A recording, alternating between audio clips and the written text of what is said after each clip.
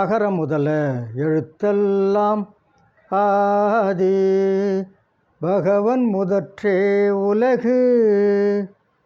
பாக்குப்பன். வணக்கம். இன்று என் கதறல் வாங்குவோம் நாலடி. சான்றோர் பெருமக்களே, நாலடியாரில் அரண் வலியுறுத்தல் என்ற தலைப்பில் இன்னும் ஒரு அழகான பாடல் இருக்கிறது.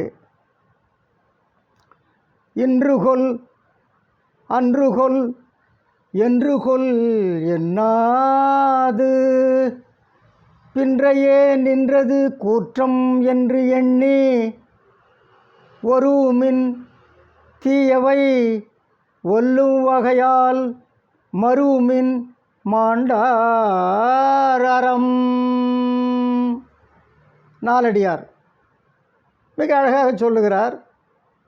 இறப்பு இன்றோ பின்பு ஒரு நாளோ என்றோ என்று கருதாமல் யமன் நம் பின்புறத்திலேயே நின்று கொண்டிருக்கிறான் என்று எண்ணி தீயவைகளை நீக்குங்கள். தீயவைகளை நாம் நீக்கிவிட வேண்டாம். ஏன்? யமன் நமக்கு பின்னாலே இருக்கிறான்னு சொல்லி நீக்கிட்டு பெருமை பொருந்தியோர் கூறுகின்ற அறங்களை பொருந்திய வகையால் செய்யுங்கள். நல்ல அறங்களை செய்ய வேண்டும், தீயவைகளை நீக்க வேண்டும். பெரியோர் கூறுகின்ற அறச்செயல்களை நாம் செய்துவிட வேண்டும். ஏன்? நம் பின்னாலேயே யமன் இருக்கிறானா? இறப்பு உறுதி, அதில் மாறுபாடு இல்லை. இறப்பு உறுதியாக வரும்.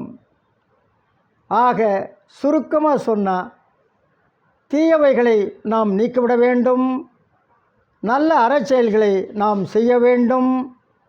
யமன் நம் பின்புறத்திலேயே நின்று கொண்டிருக்கிறான் என்கிற எண்ணம் வர வேண்டும்.